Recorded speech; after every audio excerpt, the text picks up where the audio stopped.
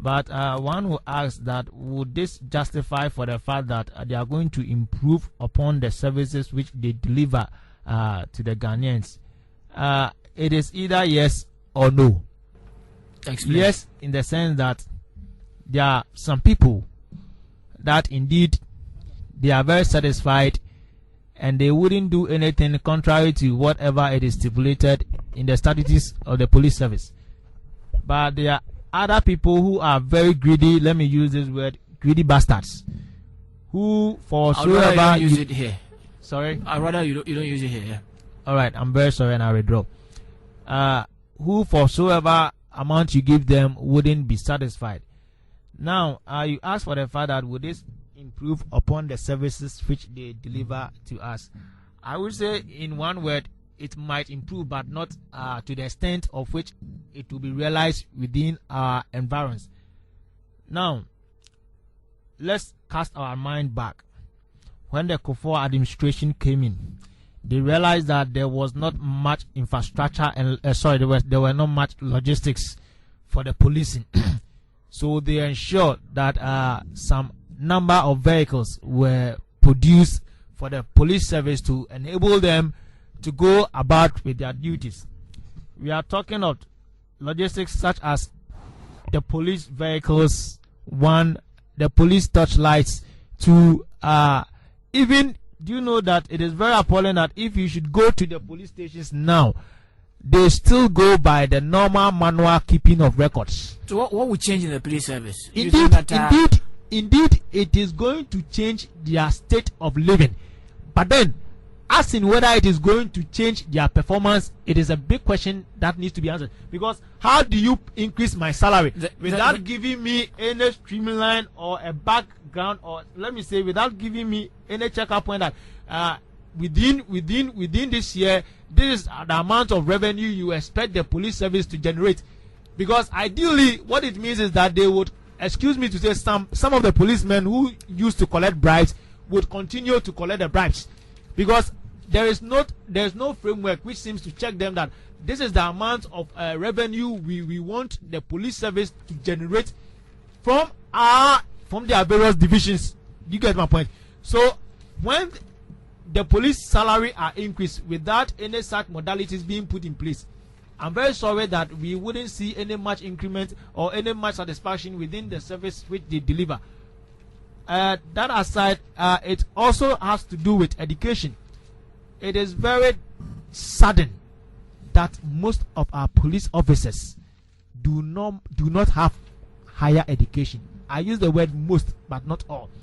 Why am I saying that? Though they assume that the police service is meant for very harsh people who could be fearful within the environs and who could adhere to whatever conditions and will respond to any rapid response. That notwithstanding, even after the recruitment of the police, don't you think it would benefit us if we would organize forums for them to educate them on issues? Do you know that it is very unfortunate that, excuse me to say, some Ghanaian police do not know how to handle mobs.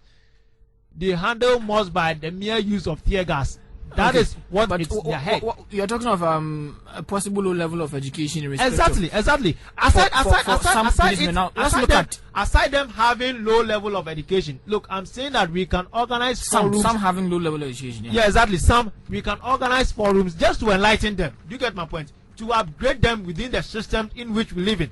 So let's look at what would you say should be the minimum certificate acceptable for someone who's supposed to be recruited or admitted into a police training academy? Well, I would assume that for the fact that not all would be able to attain tertiary education immediately after they have completed from the second cycle institution. Okay. I believe that at least if it would start from the second cycle institution, it would do the country very good applause. And aside from that, even if they should start from the second cycle institution, they should do as well, put it upon their sleeves to ensure that as the years go by, those within the low rank of education would be given the opportunity to pursue higher education. Okay, thank you very much. It's coming from Nana Mafu. But we've been joined in the studio by George J, also with Tescon MPP. George, President Mills, according to a publication here, the single spine pay policy, which has had many challenges in its implementation, has been successfully implemented by the Ghana Police Service. And we are told that police who received as low as 200 Ghana cedis are receiving now 700 Ghana cedis. You think that that is a step in the direction of the president fulfilling the Better Ghana agenda? What do you say? Well, let me say good evening to the lovely listeners of Focus 94.3. Well, I think saying it is good for the government of the day and good for the people of Ghana. Indeed, it's very good for the people of Ghana and very good for the government. I need you to be as objective as possible. But for fulfilling the Better Ghana agenda, I don't think they're using this platform to fulfill the Better Ghana agenda, because this was implemented or ushered in by the former president, His Excellency John Ajay. So at least you have one thing that this government has continued before he left office.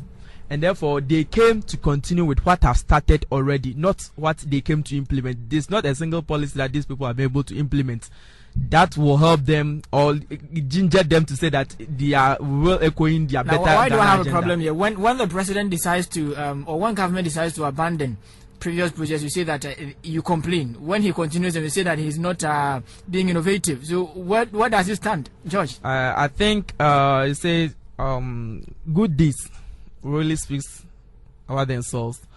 When this initiative first came into being, when President Kufuor in his own wisdom thought of this some years ago and tried to implement it, it was these same people under the NDC government and the leadership in parliament that left parliament when this debate was in session, that they were not in any other way supporting the idea. But later on, they said that it came into office whilst President Kufuor was about leaving office, but they forgot that until 7th January, when he have handed over to the Mills administration, he was still the president of this republic. And therefore, we give a credit due to somebody when the person is due. And therefore, we are not saying that the NDC government has not done well. Indeed, you have done well, but the well done should also go to where it deserves to be. And therefore, what President Kufuor did was a very good initiative. Okay, let's look at the police and their performance. With the police and their performance, today I think I heard the PRO, Ghana, I think DSP Kwasifo saying that it has boosted the morale. Could you tell us which particular channel you heard it from? Manjo Online. I read it from Manjo Online. Okay. Right, okay. And I heard him speaking on Joy FM. Okay. That it has increased the morale of the police to at least 30%. Then we are asking, well, are we going to get the 70%? If government have taken the initiative, this bold step to increase the salary from 200 to 700 Ghana cedis, and the police says it's about 30% increment in their morale. And I think I don't know where they are going to get the 70% from. I do not want in a vacuum to agree with my brothers, although we are coming from the same background, that they extort money from drivers. It is alleged, but I have not seen yet. Because I have not been taken, or I've not ever seen. Well, the question that we are yet to get answered is why a policeman would always have to check the driver's license in front of the bonnet. It's for your safety, right? They are supposed to see to it that everything is on course, so right. That when you get an accident, they're going to protect you. Okay. Right. Therefore, I think it's a step in the right direction. I think we might. There's a question that people have been pushing me with.